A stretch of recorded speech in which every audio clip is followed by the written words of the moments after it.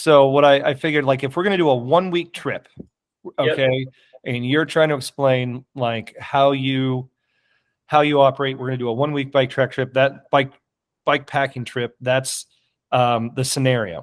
Okay. So my first question is, what kind of bike do you need? Is there like one type of bike? So people are going to want a mountain bike. Like I just went through this with one of Katie's coworkers who is doing a bike packing trip, and she had no idea. And I think I got in the right direction just because I've worked with you so much that I kind of knew what she needed a little bit. But you being, having all the experience that you do, if you were going to tell somebody buy this kind of bike, what would you tell them to get?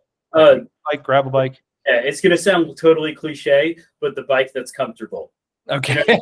All right. It's serious. So obviously, I don't think it matters like drop bars, flat bars, anything like that. So again, with that's going to be like how you ride normally and naturally. So like a lot of people actually like the flat bars that have like the big grips on them that are longer. So especially if you're going to be doing lots of like seated upright, if you're doing something more like, if you're a more experienced rider, I mean, drop bars are awesome because you just have so many different handle variations. If there's one thing you're going to spend money on that's going to be extra besides the bike, definitely aero bars, because then that also allows you to, like, I can be down in the bars riding more aggressively, but then also I can just set my hands on the aero bars, and your hands are going to get, a lot of people complain that they start to get numb right up through here. Yeah. I know, like, when I did that like 18 days, like my right arm, I couldn't feel it for like a month afterwards. And so it was that bad? Yeah, that's real. Like right up here was like literally numb for a month. So and you'll read about that, hear about people having that. So the arrows are going to allow you to lay down in them. They're going to allow you just to rest your hands up here, and then you also have your normal bars.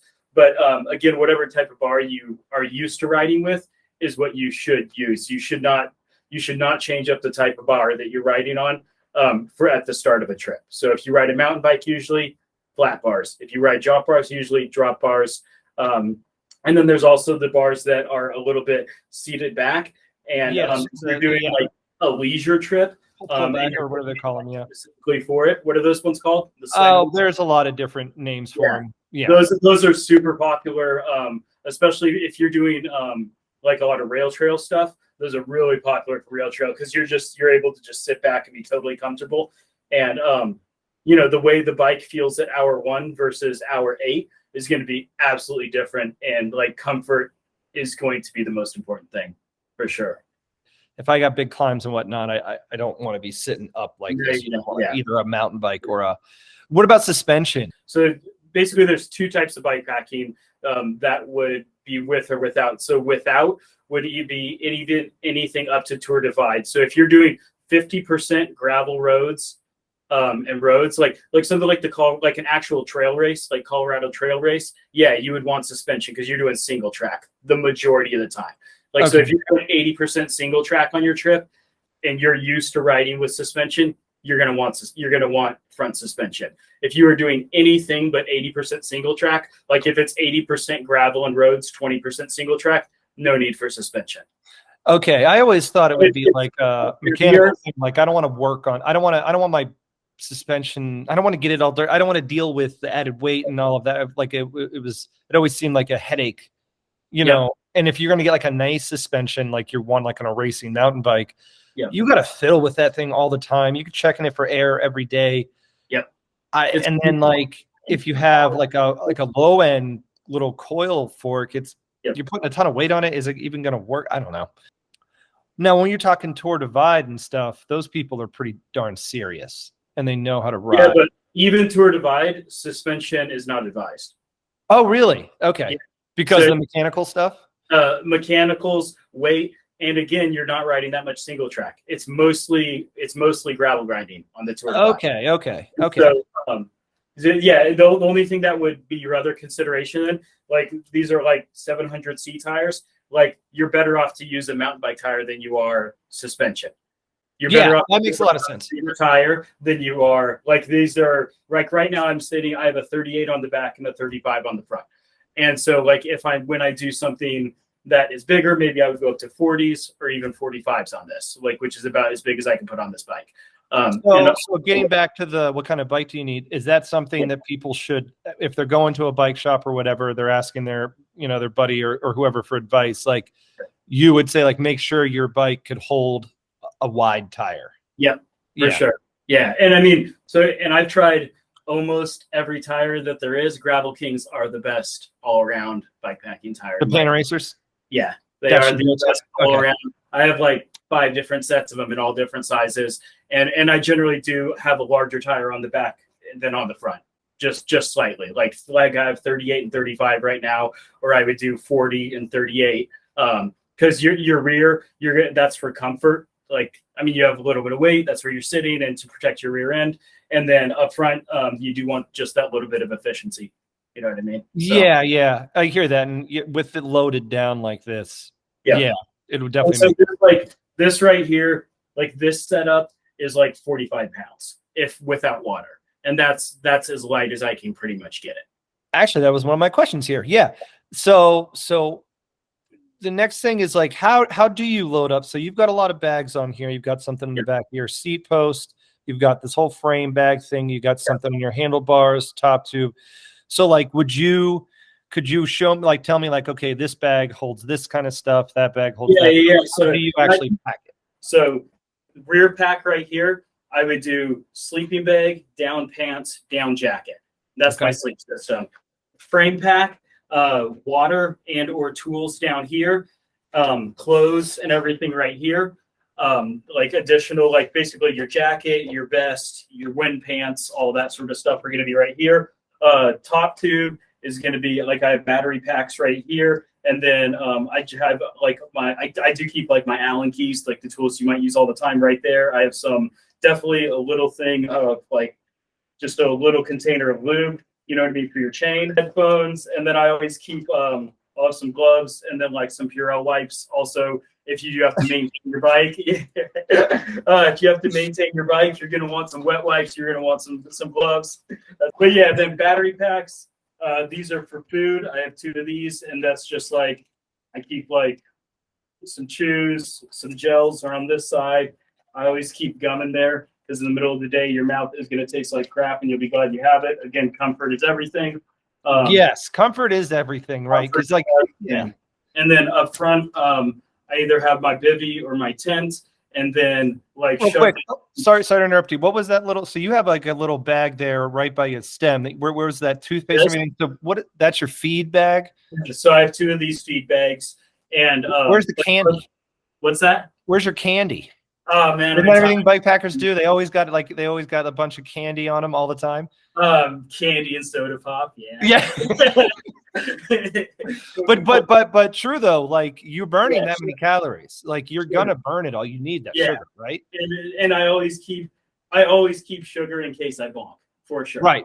Always have a little bit of sugar just in case. Like you don't want to use it, you want to keep it as even as you can, obviously.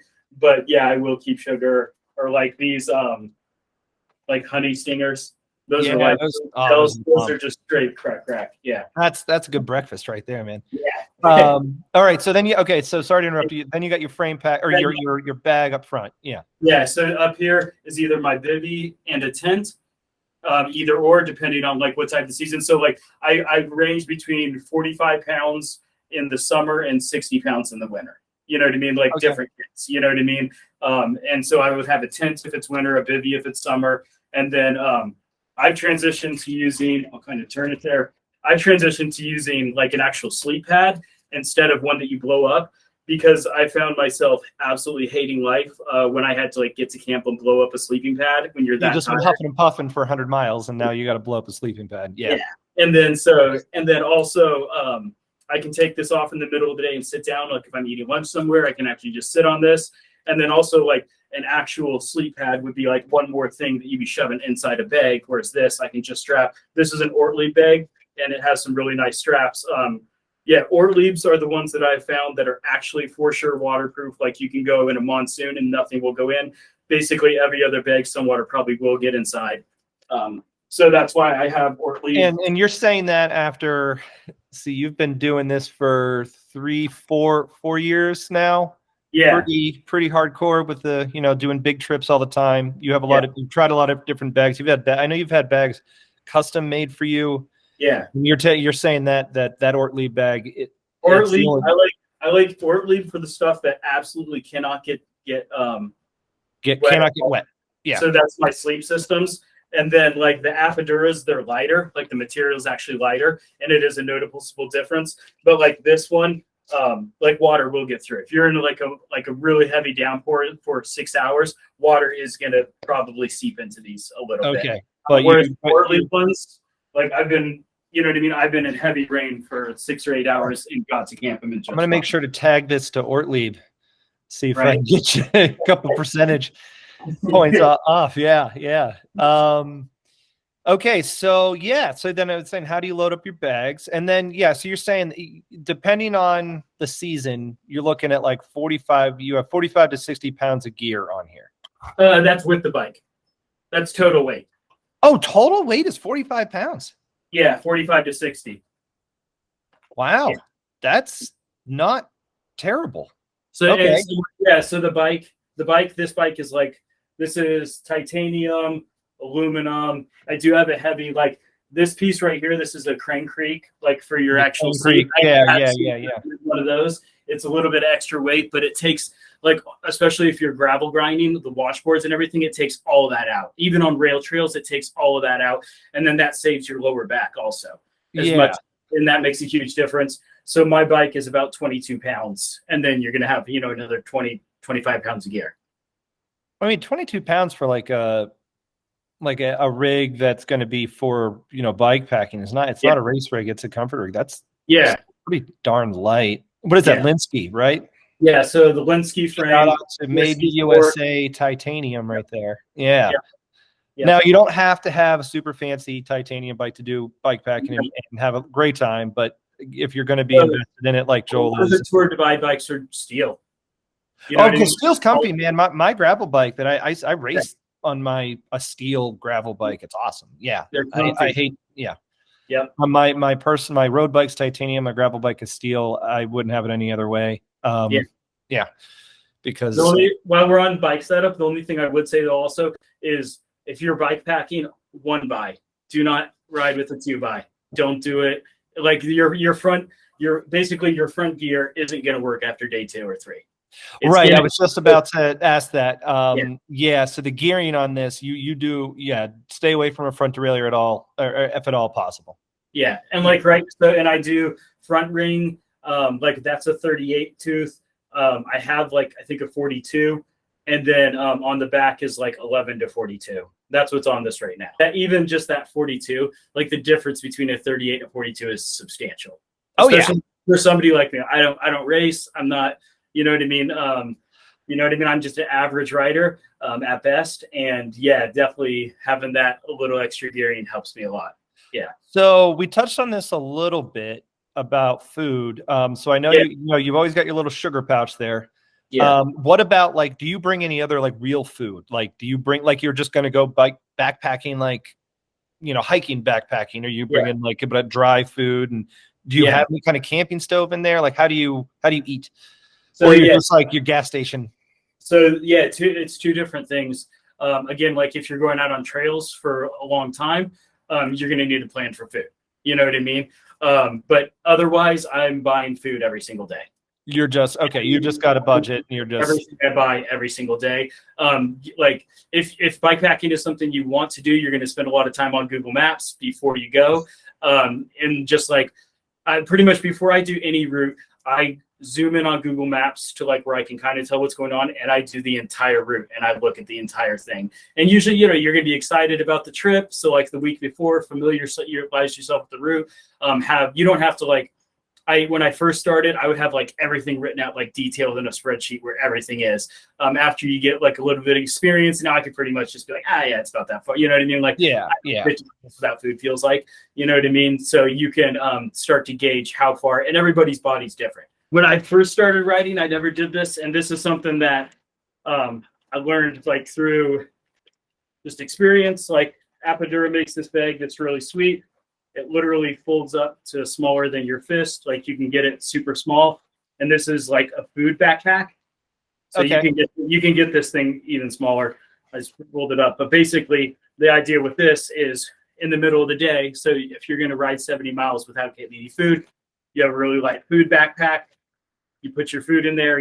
This is only for food, and then it rolls up into this tiny little thing. And so when you don't have to wear it, you can just slide it in somewhere. But having You're saying you're actually just throwing that on your back.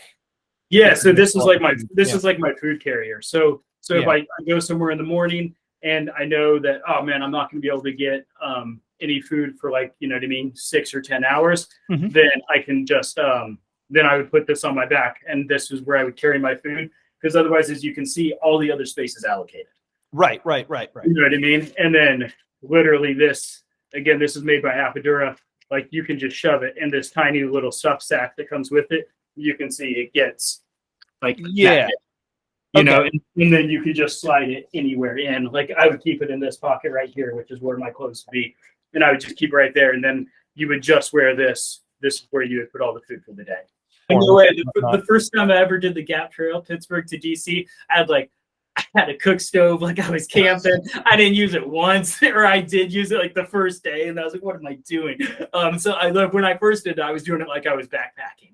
And then very quickly I realized, like, you don't have the emotional or physical energy to actually cook when you're bikepacking. Like, if you're doing 100+ miles a day, like, you're worked, you're done. But it's like you eat and go to sleep. And then secondly, like, then I transitioned to, like, trying to keep enough food on my bike and shove it in places. And then finally I got to where I am now, where it's like middle of the day. Honestly, when I'm riding, also, I don't really like to, like, eat big meals. I'll be drinking, like, a lot of chocolate milk, a lot of protein shakes. You know what I mean? Like, I'll just stop at a gas station and get some of like, you know what I mean, like the Gym Bro protein shakes that they sell at gas stations. Like 2 of those and a quart of chocolate milk. I'll pound that, and that's like 3,000 calories, and I'm good for another couple hours. Right. I think something that people, you know, getting into this need to be aware is you're going to burn calories. You're going to burn a ton of calories. If you're on a bike for 8 hours, you are going to be a hungry hippo. So just the best thing to do, and this is like good advice for any kind of endurance ride. Anytime you're going to be on a bike for 4 hours plus, you just have to eat while you're riding. Like you have to eat before you're hungry. You have to. Oh yeah, an hour before you're hungry. Right. Otherwise, I've been there on longer. I'm sure. God, I've bonked on some big rides before. I could not imagine being like 300 miles from home on a bike, and then all of a sudden you just crash. Yeah, that's got to suck. Yeah. It was like spring and the snow was all melting, and I got stuck without food. And the trail, I was like sinking down into it, and I pushed my bike for like hours without food, and I got like a headache. You know what I mean? Like, you were, and I felt sick. Like the rest of it, like I just had to go somewhere and lay down and sleep, because like once your brain runs out, like it's rough. Right, because like you think, oh, I've got excess. You know, every doesn't matter how skinny you are, you still have a little bit of fat on you. It takes a minute for your body. It takes a while for your body to turn that fat into energy. You need that sugar like in your blood. All the time, and I think so. Like it's not so much nutrition as it is just like you got to have sugar. That's just what it is. Like trail mix is awesome. Yeah, you know what I mean. And especially the stuff with the M&Ms in it and like little Reese's and stuff. Yeah, and I know you're not supposed to. Bad advice, you're not supposed to sleep with food by you, but I wake up in the middle of the night hungry and eat food almost every time when I'm bikepacking. So are you waking up because you're hungry? You waking up because the raccoons are picking at you? Yeah, right. I want to show this too. Talking about gear, one thing, if you do want to sleep in a tent, so like, you know, 6 years ago or so when I started bikepacking, there was basically no bikepacking specific gear like there is now. But now this is like this is by Fly Creek. And this is a bikepacking specific tent. And what makes it bikepacking specific is obviously the kit, the way that it's made so it can fit your front tube, but then also the pulls will be way shorter when they fold. So it's like so a little. They can actually fit inside. It's made to fit right inside of that bag right there. So cool. That is and so we are very blessed with the gear we have now versus 5 or 6 years ago. Yeah. Like if it's the summer and you're just like, I've got a 300-mile trip, you're like, whatever, I'll just throw a bag on the ground or just sleep on top of a picnic table somewhere or something. Oh yeah, picnic tables, Taj Mahal. That's You where find a picnic table, sit apart somewhere. You've done it. Okay. yeah. Oh yeah. What about clothing? So what do you wear? And do you bring, how much extra clothes do you have, or it's just like the idea is you got to be lightweight, so like, find yourself a clean river and wash your clothes. Yeah, whenever I stop at hotels, I actually just get in the shower and all my riding gear, and I like wash it and then hang it up. That's so. Okay. So once that you don't bring a change. Some people do like to, and I do this sometimes, like flip flops or like water socks. You don't even have like a second chamois pad in there? Yeah. No. Nah, man. You're not. This is not a beauty contest. Man. We're taking a shower in that chamois. Okay. Yeah. Real quick, Aero Tech Designs makes awesome chamois pads. You can wash them over and over. I have some chamois that are like 5 years old that I still use all the time. Just got to plug our sponsor in there real quick. The one who's actually paying me. Yeah. That's one thing I would recommend though for the chamois. Like get an Aero Tech bib. The bibs. Like, you're a fan of bibs. A huge fan of the bibs. Like, man, it's so much more comfortable. It protects your midsection, and like staying clean when you're out there is such a huge thing. And if you are getting spray up your back, a bib is going to make that so it's not actually going, down your rear end and on your skin. Like, right. If I'm backpacking, I wear a bib all the time. I do not like. I used to. And Aero Tech, like pretty much all my backpacking gear is Aero Tech. And I used to ride in just the shorts. I mean, maybe if it's like middle of the summer and it's super hot outside, like if it's 100 degrees, I'll wear shorts. But otherwise, always a bib. Yeah, fair enough. No, I'm a convert recently as well. And toe socks, not regular socks. What's that? Toe socks, not regular socks, but basically socks where the actual cloth goes around each toe individually. Oh. If you're going to be on the bike for such a long amount of time, it'll stop your toes from rubbing against each other and getting blisters. It'll greatly reduce your blisters and increase your comfort. So if you're starting at the bottom, consider the pedals part of your clothes. You don't even live in Vermont, yet you're advocating for toe socks. That's hardcore advocating. So consider the pedals and your flip flops. Wait! You tell me wearing toe socks and you got some sandals with you. Oh yeah.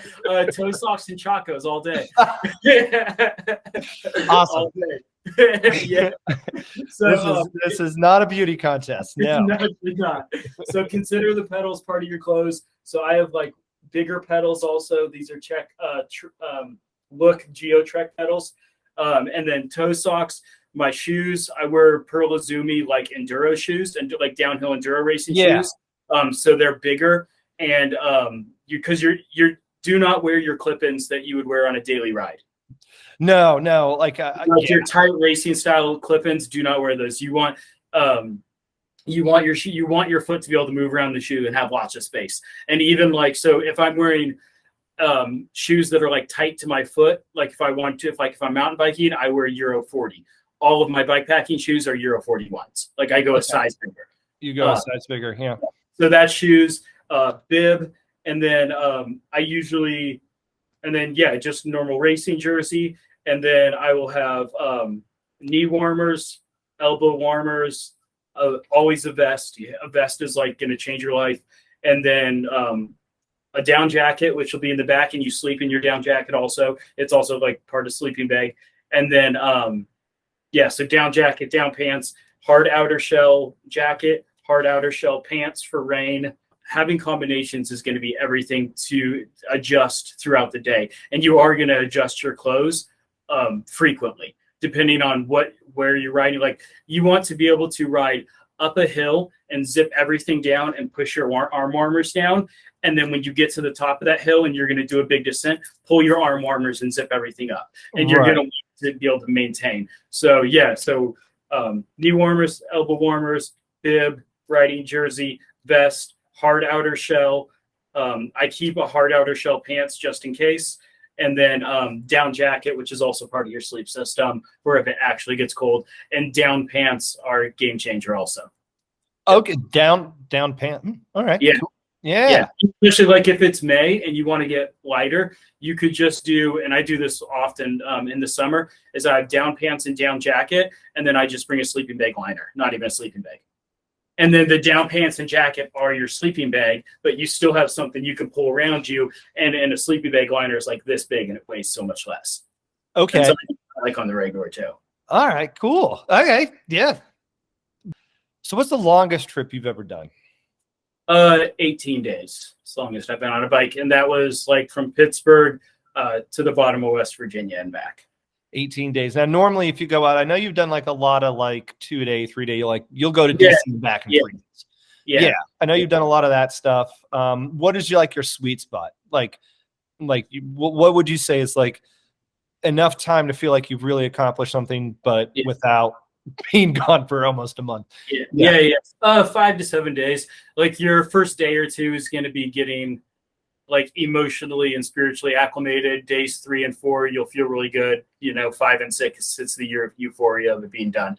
But yeah, you need those first 2 days to like start to completely let go and turn everything off for sure. Yeah. Well, okay. So that'll lead me into, so how did you get into like bike packing? When did you decide like this is the way that you wanted to experience cycling, was going to be these super long trips? Yeah. Some people like, I don't go on super long trips. I ride every day, but I don't know the last time I rode for more than 4 hours. Okay. But I don't remember the last time I didn't ride for at least 4 times in a week though. Everybody's a little different. How did you come to like bike packing, doing these like chunks, and or I guess like why have you thought about like why is it that this is the thing that appeals to me? Yeah. So like originally it was, I really like backpacking. Like anyone who's into camping or backpacking stuff, it's like getting all of the awesome aspects of nature of backpacking and stuff. But riding a bike is way more fun than walking. Let's be real. You know what I mean? So your knees don't hurt nearly as much either. Yeah. You don't get hurt as much. So fun. And then what's really like kept me doing it, and the reason like I'm going to do it the rest of my life, is you get to see so much more of the world. Like you get to like 50 to 100 miles is a pretty long way. Yeah. Like in terms of like if on an experience level, everywhere you go, people are super friendly to you and they're always asking what you're doing, because it's not that popular. But it's not, unless you're in the cycling world, you probably don't know what bikepacking is. Most people, when I say bikepacking that aren't in the cycling world, they might know someone who does it, but it's not. So everywhere you stop, at diners, gas stations, people are going to talk to you. And you're going to have really awesome interactions with people. Most people are really positive and supportive and good. And so you get to see like the really like the good side of human nature, if you will, in your interactions. That's something I really like about it.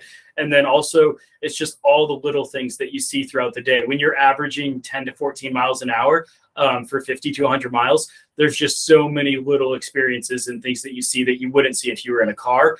And you also aren't going to see if you're not going to go that distance. You're just going to get there if you're hiking. Yeah. So it's so unique. So it's like, it's the people, and I view bikepacking as like, it's just a long meditation. It's just, you get to actually, it forces you to slow down and just see the beauty of every little moment of life. And there's so many experiences that you're going to have that are going to be so unique that the only way you're going to have them is on a bike. Right. So your home base is in Pittsburgh, and you do a lot of Appalachia riding and like a lot of country roads and stuff like that. Do you find that for the most part, you've been doing it for years and you haven't been hit yet? How many? Do you have a lot of close calls, or are people just like actually pretty considerate most of the time? Yeah. And I know you want to get on trails and rail trails, when you can, but like you're only going to ride the GAP trail so many times, and I know you want to explore different places. So like, do you worry about it? I absolutely worry about it, but I also take a lot of precautions. So what you wear is going to matter. You're going to want to wear incredibly bright clothing. I definitely have found that the more precautions that I take in terms of how many lights I have on my bike and how bright my clothing is, and then also how I behave on the bike, like, am I being a jackass or how I behave? Dude, it's just going on. If I'm being if you're riding like a jackass, the cars are probably going to be like that too. But if you are signaling, if you are making eye contact, I ride with a whistle around my neck, and that's like my horn. Like I have a jet scream whistle. They're like $5. You know what I mean? And Yeah. that's, so if I'm going through an intersection and it's at all dicey, I'm like, do, do, do, do, do. I'm blowing that whistle, letting people know I'm coming through. And if cars are behind me and I don't feel like it's safe for them to pass me right now, and these are all things that you pick up along the way. Like I will come 3 feet out into the lane and put my arm out. Right. I do that when I'm riding in urban areas too. And I absolutely, I just own the road. If it's not safe to pass, then I'll own the road. And some people get annoyed, but whenever it's safe, I pull over and I wave them on and I say, go around, fine. But like, don't, I don't want somebody to, no one's going to hit me on accident. Correct. If I'm in the middle of the road. Yep. If I'm on the side of the road, somebody could accidentally hit me. Yep. So and generally I do, if I'm going uphill, I'm as far over to the right as I can get because I'm going slow. Right. If I'm going downhill, I own that lane. You are not passing me. If I'm going 45, 50 miles an hour on my bike, I don't want cars passing me because you will feel the wind suction suck you in. Yeah. And especially with all the bags on the bike, if you're going 50 miles an hour down a big hill and somebody goes to pass you, your bike will move over a foot or two. I've been in a small car on the highway and a semi passes you and you feel the car move. I could only imagine being on a bicycle. Yeah. So I do not semi pass you at 60, just being like, whoa. Yeah. Like, oh, aerodynamics are real. What? Yeah. But also if you're going to ride, if you are going to bike pack on roads, you need to be somebody that is very comfortable and knows how to ride a bike on roads. Don't just go out there and try to do a trip unless you're very comfortable doing it. Okay. So if you don't ride on the road all the time, just stick to the rail trails until you. Yeah. Just don't put yourself in that position unless you're very comfortable. How about this? So let's stick to the West Virginia thing. What's your favorite riding spot? Where's your favorite road in West Virginia? For sure. All around the Monongahela National Forest, like around Spruce Knob. So, like my favorite loop that I've done a bunch of times is basically I start in Pittsburgh, I take the GAP trail down to Frostburg, Maryland. I jump off and then I jump down through like Deep Creek, Maryland. And then that takes me to Thomas, West Virginia, Davis and Thomas. From Davis and Thomas, you can pick up a rail trail that takes you to Elkins. And then from there is just a bunch of different ways you can go. And they're the most beautiful parts of West Virginia is like Germany Valley and Spruce Knob, which is the highest point in West Virginia. And there's a bunch of different routes that I do through there. Otherwise, you can take from Elkins, you can take the West Fork Trail, which takes you down into like Cass, and then the Greenbrier Rail Trail, which takes you all the way down to the bottom of West Virginia.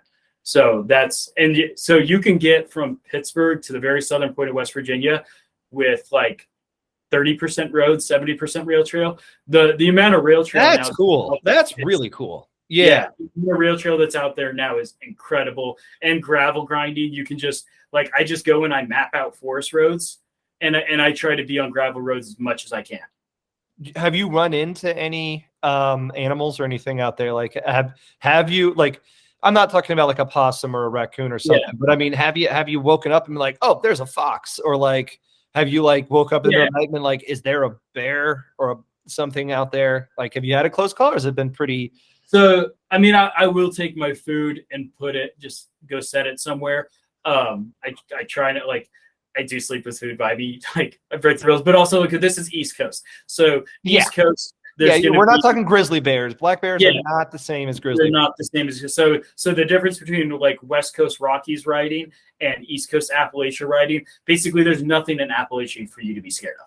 Like the only bad run I've had is humans. And and I have had, an instance with humans where they did try to steal my bike in the middle of the night. And basically, so now if I'm going to sleep somewhere that isn't a campground or isn't like most rail trails are going to have bike pack specific campgrounds. Those are going to be safe like 98% of the time, 99% of the time, like totally safe. Leave your stuff out. Don't worry about anything. If you are just like I was sleeping just like on a trail on the side of a mountain in the middle of nowhere, West Virginia. And it was like some high school kids and they try to steal my bike in the middle of the night. Now I just hide. Like if I'm going to actually just sleep somewhere that isn't a bikepacking campsite, I'll go somewhere totally out of sight and I'll like hide behind a log and I'll get my 8 hours of sleep in. Invest in a spot tracker. A spot tracker is going to be a little GPS that works even when you don't have cell phone service. Like most of West Virginia doesn't have cell phone service unless you have like the local plans. And so a spot tracker is going to have 3 buttons on it. It's going to have one button where it sends a text to everyone on your list, letting them know that you're safe for the night. It's going to have another button that says I'm in trouble that goes to your family and friends or whoever you have on it. And then it's also going to have a button SOS, which it's cheap. It's less than $100 a year, and they're going to give you $100,000 of insurance. And basically that's for local rescue to come get you anywhere. Okay. And it's cool. a GPS tracker that works anywhere in the world. Like everyone who's mountaineering carries some. And basically, and if you're going to do any bike packing event, you're going to need a spot tracker. It's going to be like $100 for the unit. They have more expensive ones, but the one that I have is like $100. And then the yearly plan for it to work comes with insurance. Well, I mean, is that on your bike? Yeah. So I would just attach it like right So if here. your bike were to get stolen, you know where it is. Yeah, that's Yeah. You will know where it is for sure. Yeah. You'll know where it is. That is in the middle. Yeah, you can definitely shove it inside of a bag when you're sleeping. And I do carry a little can of mace, like this. Yeah, yeah. I mean, and again, carry a little mace, and that's Yeah, honestly that's it's for humans, not for animals. But again, that's for the mace is for the humans. East Coast, you don't have to worry about animals. West Coast, grizzly bears or mountain lions don't sleep by your food. Going back to like the roads, if you're riding Appalachia, if you're willing to spend a little bit of time, you can make your trip like 90% fire gravel roads and rail trails and go just about anywhere. And you barely have to go on the roads. You know what I mean? Like, fire, like if you go on Google Maps and it says FR 361, FR 398. Those are your gravel fire roads. Yeah. Fire road. And that means it's a gravel road and you won't have any problem with cars. And you can pretty much just piece it together and you can go basically anywhere you want to go on fire roads. It's going to be prettier. You're going to be like stopping by rivers. That gets into the food thing though. Like you want to plan for your food a little bit more, but you can have a super enjoyable trip and not have to worry about cars. Thank you, Joel. I really appreciate it. Yeah. Now it just needs to get warm out so I can actually go ride this thing. Talking about this for an hour makes me want to go do it. Yeah, right? I know. Yeah. All right.